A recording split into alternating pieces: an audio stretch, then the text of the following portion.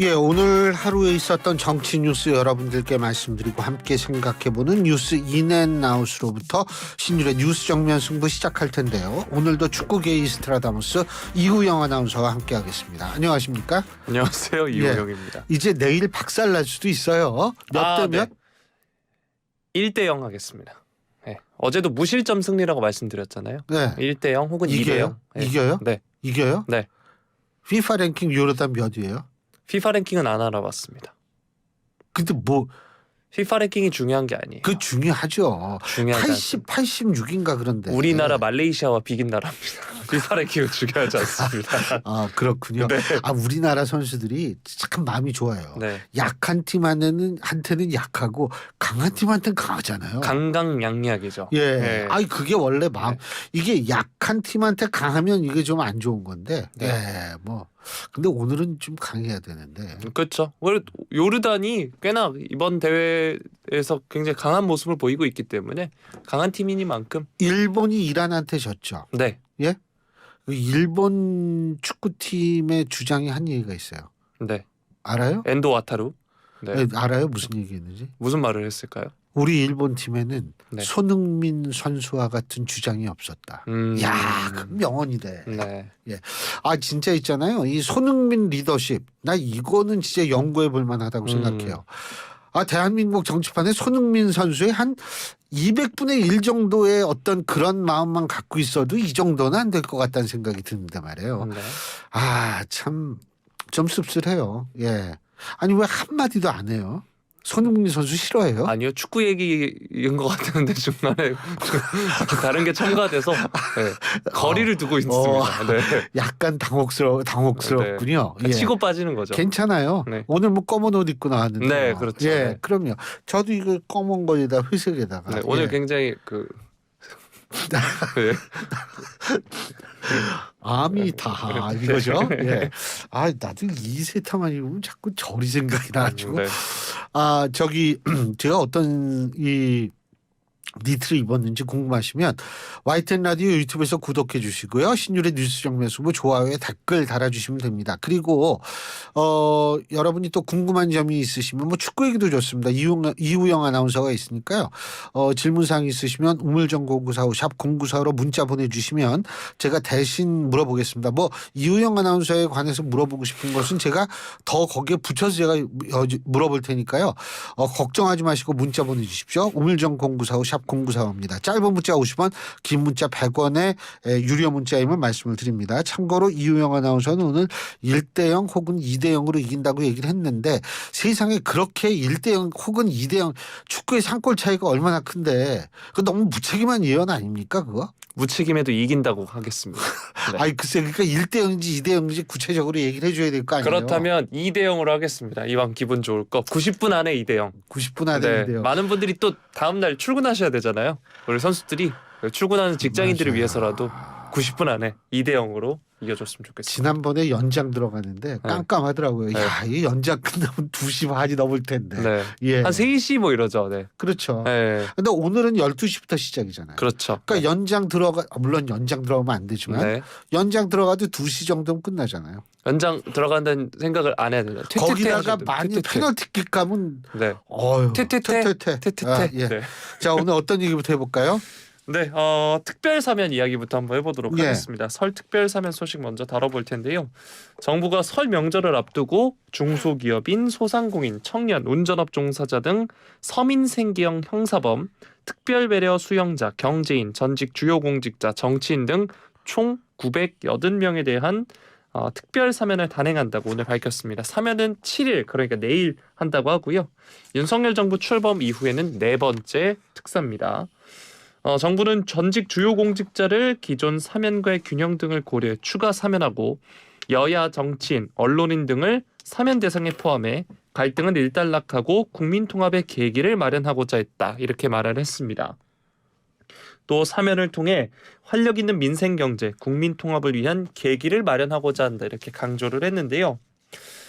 일단 군 정치 댓글 사건으로 유죄가 확정된 김관진 전 국방부 장관 이야기부터 해보겠습니다. 김 전 장관 2012년 총선과 대선 전후 군 사이버사령부 부대원에게 당시 정부와 여권을 지지하고 야권을 비난하는 댓글 9천여 개를 작성하도록 지시한 혐의 등으로 지난해 8월 파기환송심에서 징역 2년을 선고받았습니다. 대법원에 재상고했다가 최근 취하해서 형이 확정됐고요. 이번 사면으로 남은 형기 집행을 면제받고 복권됩니다. 윤석열 정부에서 대통령직 속 국방혁신위원회 부위원장으로 활동 중이고요. 또 박근혜 정부 당시 문화계 블랙리스트 의혹으로 실형을 선고받았던 김기춘 전 대통령 비서실장도 사면 명단에 올랐습니다. 정부의 비판적인 단체, 예술가 등을 정리한 문건을 작성하도록 지시하고 이를 토대로 정부 지원금 지급 대상에서 배제하도록 한 혐의 등으로 기소돼서 지난달 24일 파기환송심에서 징역 2년을 선고받았고요. 대법원에 재상고하진 않았는데 재상고하지 않으면서 형이 확정됐으나 이번 사면으로 자녀 형기를 면제받고 복권됩니다. 김 전 실장은 또 보수단체를 불법 지원한 이른바 화이트리스트 혐의로도 실형을 확정받았으나 지난해 신년 특사를 통해 복권이 된 바 있고요. 권순정 법무부 검찰국장은 이 김 전 장관과 김 전 실장이 특사 발표를 앞두고 상고를 취하 혹은 포기한 것이 이른바 약속 사면 아니냐는 지적에 대해서 사면 심사위는 외부 위원으로 다수 구성되는 만큼 교감이 있을 수 없다라고 반박을 했습니다. 블랙리스트 사건으로 김 전 실장과 함께 기소돼서 징역 1년 2개월이 확정된 조윤선 전 청와대 정무수석은 사면 명단에서 제외가 됐다고 하고요. 세월호 유족을 불법 사찰한 혐의로 유죄가 확정된 김대열 지영관 전 기무사 참모장도 잔형 집행 면제 및 복권 대상에 올랐습니다. 여야 정치인 7명도 사면 대상에 포함이 되는데요. 여권부터 보면 10억 원대 불법 정치자금을 받은 혐의로 징역 7년이 확정된 이우현 전 자유한국당 국회의원을 비롯해서 김승희 전 의원, 이재홍 전 파주시장, 황천모 전 상주시장이 잔형 집행 면제 혹은 복권이 됐고요. 야권에서는 불법 정치자금 혐의로 징역형의 집행유예가 확정된 심기준 전 더불어민주당 의원을 포함해 박기춘 전 의원, 전갑길 전 광산구청장이 명단에 이름을 올렸습니다. 또 경영인들을 살펴보면 경영비리 문제로 유죄가 확정됐던 최재원 SK그룹 수석 부회장, 구본상 LIG 회장을 포함해서 기업 운영 과정에서 벌어진 일로 실형 복역을 마쳤거나 집행유예 기간이 지난 경제인 5명이 복권됐습니다. 자, 설맞이 특별 사면이 이뤄집니다. 아무래도 눈에 띄는 건 김관진 전 장관, 김기춘 전 실장인데요. 이 소식 뉴스인 부탁드리겠습니다. 복권 얘기하니까 오늘 갑자기 무슨 복권을 좀 사봐야 되나 이런 생각 들어요. 이번엔 제 거 사주실 거죠? 그럼요. 주택 복권이라고 알아요? 아니요. 안 사봤습니다. 안 사본 게 아니라 옛날에는 로또 없을 땐 주택 복권이었어요. 네. 그러니까 복권 당첨돼서 주택 살 수 있다 이 얘기였거든요. 그래가지고 옛날에는 화살을 쐈는데 요즘 곡이 내려오죠.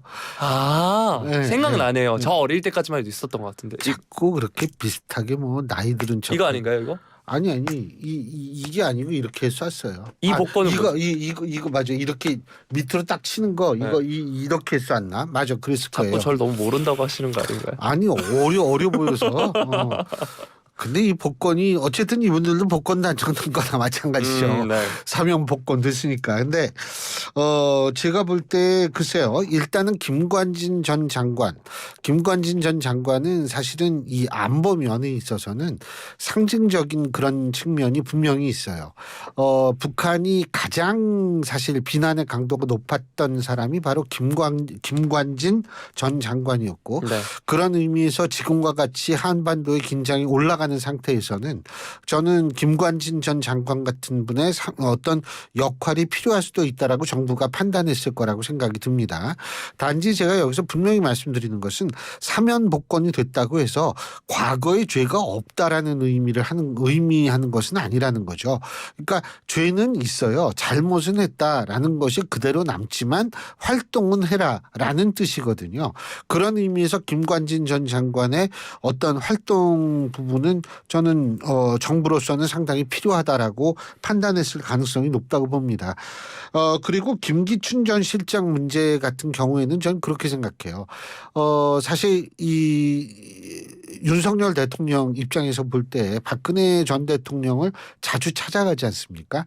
사실은 국정농단 사건을 이 수사했던 검사가 바로 윤석열 대통령이었고 그렇기 때문에 본인도 여러 가지로 상당히 좀 부담을 많이 가지고 있을 가능성도 있어요. 그렇기 때문에 박근혜 정부에 있어서의 상징적 임무를 사면 복권을 해줄 필요가 있을 거라고 판단했을 수 있다라고 저는 봅니다. 그렇기 때문에 그런 의미에서 김기춘 전 실장의 사면 복권은 사실 과거 정권과의 화해라는 의미 그런 의미가 또 부여될 수 있지 않을까 이런 생각이 듭니다.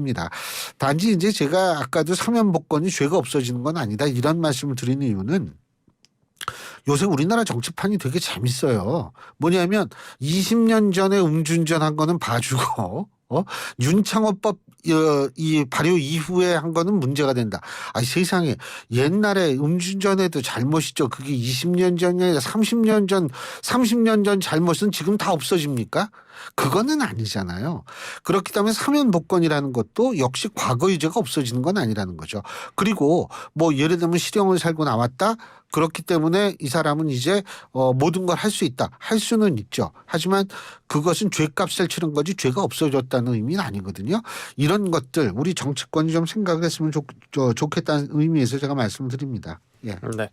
이 음주운전 얘기하니까 설 명절이니까 이제 또 많은 분들이 또 위험하시잖아요. 이야, 아니 네. 센스가 막 요새 일치월장을 해요. 와. 또 대리 기사님들을 우리가 이제 많이 이용해야 경제도 돌아가는 거 아니겠습니까? 그럼요. 네. 그리고 특히 이 국도 같은 데서 음주운전 하시면 큰일 납니다. 네. 그러니까 어디서든 음주운전 하시면 안 되는데 이게 음주운전이라는 거는 자기의 생명뿐 아니라 타인의 생명을 뺏을 수가 있으니까 이건 절대로 하면 안 되죠. 네. 예. 근데 설 때 뭐예요? 자, 토요일 일요일 뉴스앤뮤직 많은 청취 부탁드리겠습니다. 아 그렇구나. 네. 예. 아 그렇군요. 네.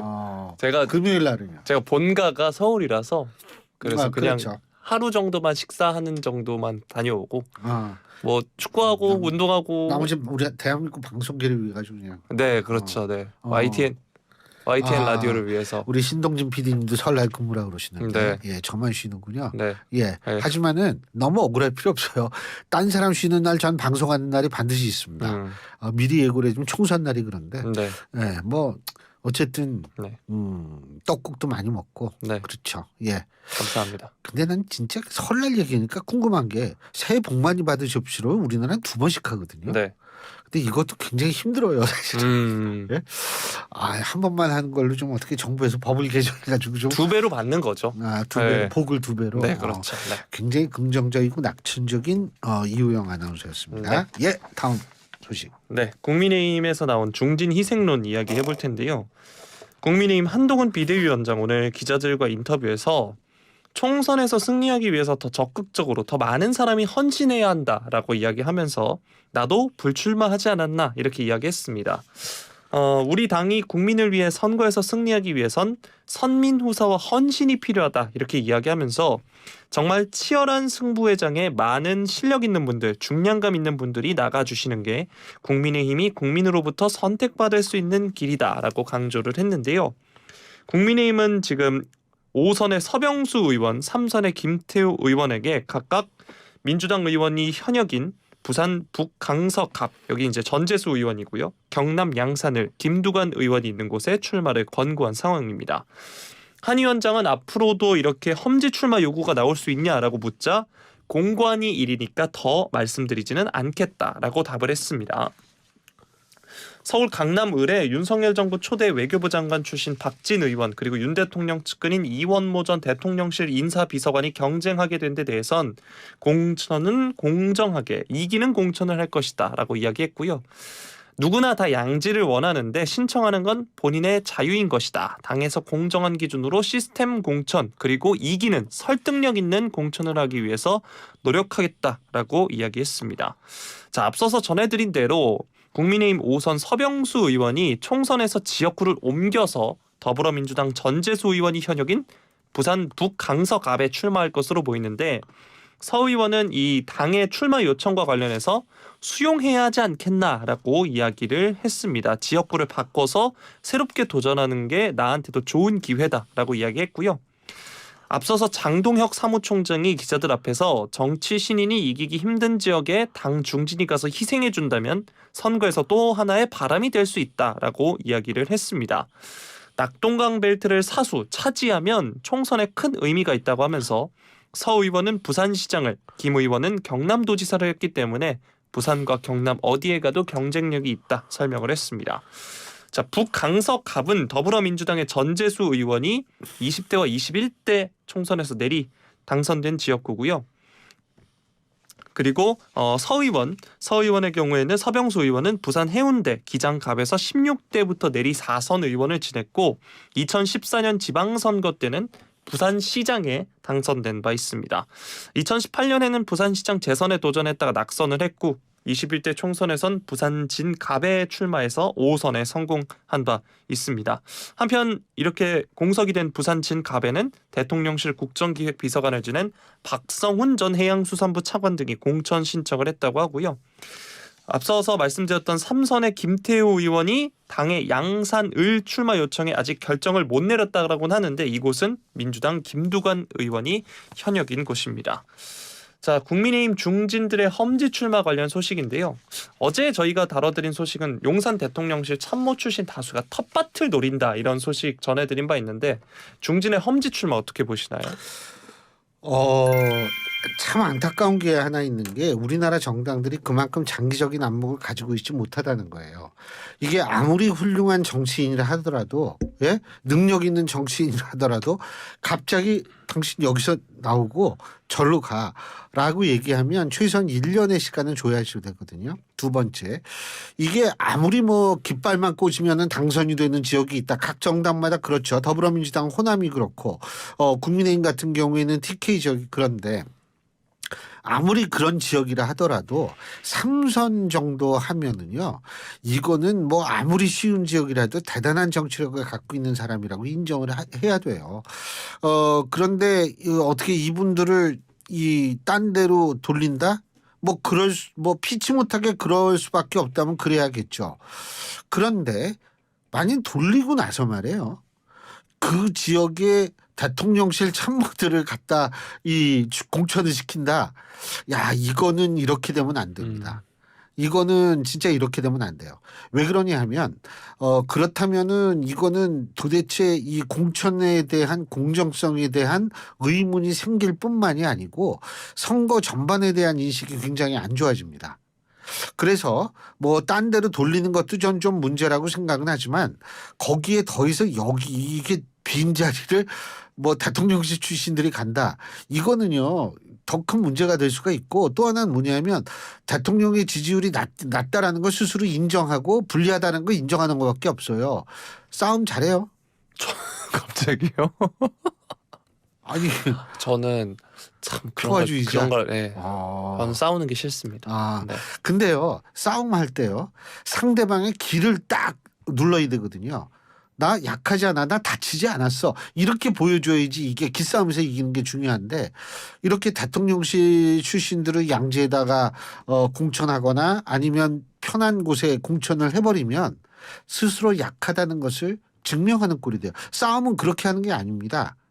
그렇기 때문에 제가 볼 때 그 자신감을 좀 보여줄 필요가 있는데 이게 총선이라는 게 우리가 대통령실 출신들 꼭 당선되세요 이러기 위해서 하는 게 아니잖아요. 그렇기 때문에 제가 볼 때에는 오히려 자신감을 보여주기 위해서는 대통령실 출신들에게도 똑같은 희생을 요구해야 한다라고 저는 생각을 합니다. 예. 네. 그래요. 그리고 한 가지. 네. 그 김두관 의원하고 만약에 김태호 의원하고 맞붙잖아요. 네. 저는 이거는 참 재밌을 것 같아요. 왜 그런지 아세요?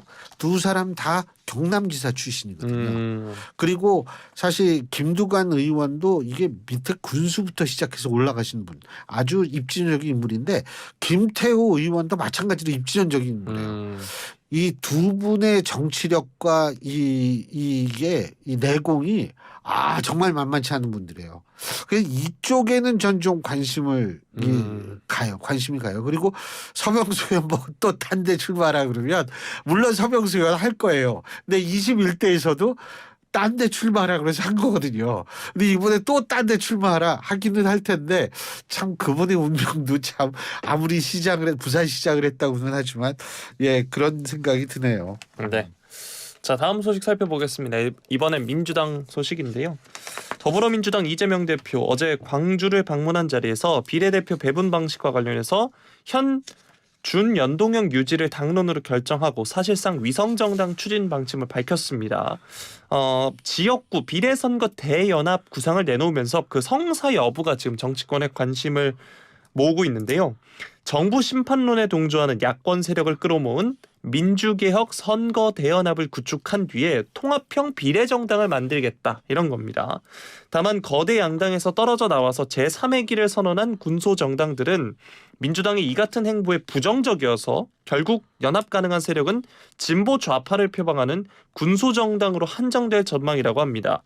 이대로라면 4년 전 총선에서 등장한 위성정당, 더불어시민당과 유사한 형태가 되고 자연스레 비례대표에서 군소정당의 몫이 생기는데요. 당시 민주당은 더불어시민당 비례대표 1번부터 10번을 비민주당 인사들에게 할당한 바 있습니다. 자, 김영배 의원이 오늘 MBC 라디오에서 위성정당이 20명을 공천한다면 11번에서 20번을 민주당이 맡고 그 앞순번을 민주개혁 세력에 내어주는 게 맏형으로서의 책임 아닐까 이렇게 이야기를 했는데요.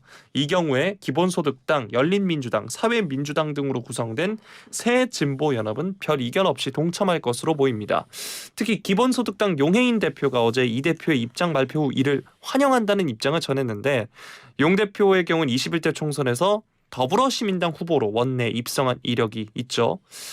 녹색정의당과 진보당은 민주당이 제안을 해오면 논의해볼 수 있다 이런 태도를 취하고 있고 녹색정의당의 경우에는 좀 상황이 복잡하다고 합니다. 지금 일각에서는 조국 전 법무부 장관 또 송영길 전 민주당 대표가 추진 중인 정당의 참여 가능성도 대두가 되고 있는데 민주당 내에서는 신중론이 우세한 분위기라고 하고요. 지역구 선거에서의 연합 여부도 지켜봐야 하는데 군소정당 중에 전국적인 선거 조직을 갖춘 쪽은 녹색정의당 그리고 진보당 정도라고 합니다. 이들이 모두 후보를 내면 박빙인 지역에서 야권의 표를 분산시켜서 여권에 반사이익을 줄 수 있는 만큼 야권으로서는 지역구 선거에서 연합해야 할 당위성은 충분한 상황이라고 합니다. 자, 이 대표가 내놓은 지역구 비례선거 대연합 구상의 성사 가능성에 대해서는 어떻게 전망하시나요? 제가 이 대학 교수 생활을 한 28년째 하고 있잖아요. 근데 이 교수들이 말이에요. 수업할 때 잘 모르는 거를 이제 수업을 하는 사람들이 있어요. 그러면은 일단은 굉장히 어려운 얘기를 합니다. 용어를 어려운 걸 써요.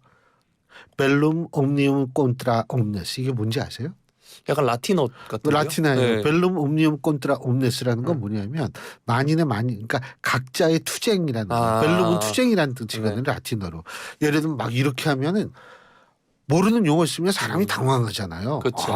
이렇게 받아 적으려다가 뭐지? 네. 이렇게 되는데 이게 지역구 비례선거대 연합 이렇게 용어가 복잡하면은 사람이 저게 뭐지? 좀 다른 모양이네. 과거하고는 이런 생각을 합니다. 제가 볼 땐 지난번 21대 총선에서 더불어시민당인가 그 위성정당하고 똑같아요.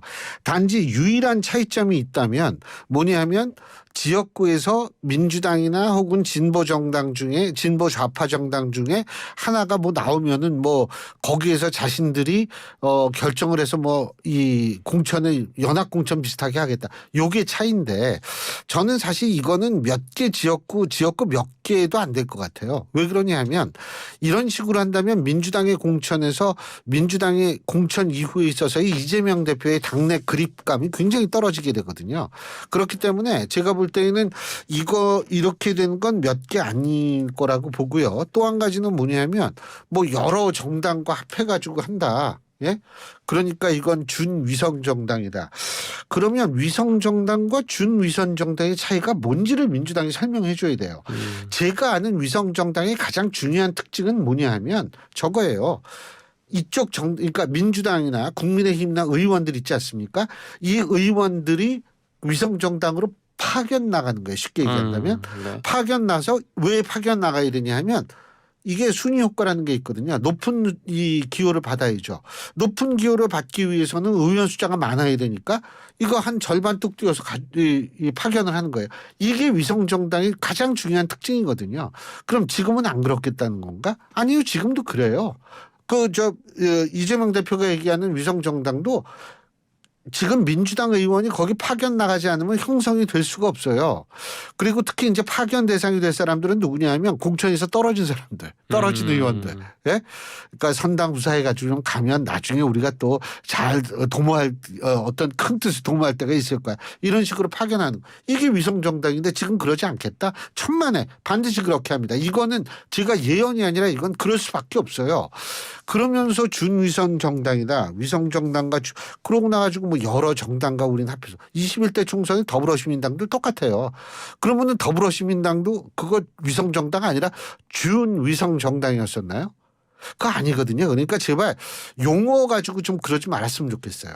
이거 사람 아주 헷갈립니다. 오늘 여기까지 할까요? 네. 예. 자, 지금까지 내일 조마조마한 우리 이우영 아나운서와 함께했습니다. 내일 따져 물을 겁니다. 두고 보시죠. 책임을 물을 겁니다. 네. 예, 수고하셨어요.